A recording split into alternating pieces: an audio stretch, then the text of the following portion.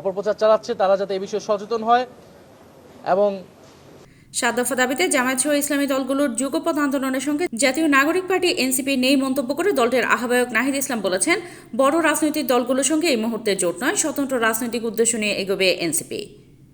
শুক্রবার 19 সেপ্টেম্বর রাজধানীর শাহবাগের শহীদ আবু সাইদ ইন্টারন্যাশনাল কনভেনশন সেন্টারে তৃণমূল নেতাকর্মীদের সঙ্গে বৈঠক শেষে এক ব্রিফিংয়ে তিনি একথা জানান। জুলাই সনদের আইনি ভিত্তির জন্য গণপরিষদ নির্বাচনের বিকল্প নেই বলে মন্তব্য করে নাহিদ ইসলাম বলেন, নিম্নকক্ষে নয় উচ্চকক্ষে পিআর চায় জাতীয় নাগরিক পার্টি। তাই জামায়াতে ইসলামী সহ যে কয়টি দল যুগপৎ আন্দোলন করছে তাদের সঙ্গে আমরা নেই।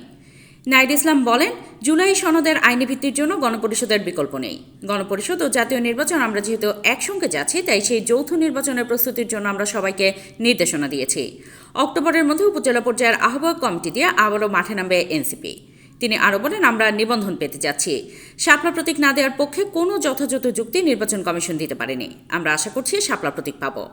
নাহিদ বলেন, আমরা শুধু উচ্চ কক্ষে পিআর পদ্ধতি এবং জবাবদিহির জন্য একটা কার্যকর উচ্চ কক্ষ চাচ্ছি। সেটাকে নিশ্চিত করেই যেন জুলাই সনদ বাস্তবায়ন করা হয়। কোনো রাজনৈতিক গ্রুপ যদি মনে করে যে এই লক্ষ্য উদ্দেশ্যে তারা একমত, তারা আমাদের সাথে আসতে পারে।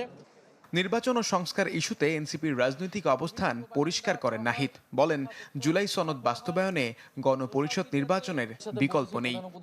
নিম্নকক্ষে আমরা পিআর চাই না, নিম্নকক্ষের পিআরের বিরুদ্ধে আমরা অবস্থান নিয়েছি। আমরা শুধু উচ্চকক্ষে পিআর এবং একটা জবাবদিহিতার জন্য একটি কার্যকর উচ্চকক্ষ চাচ্ছি।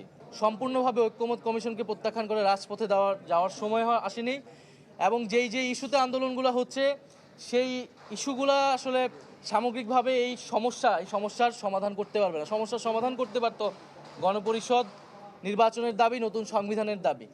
News desk, signal TV.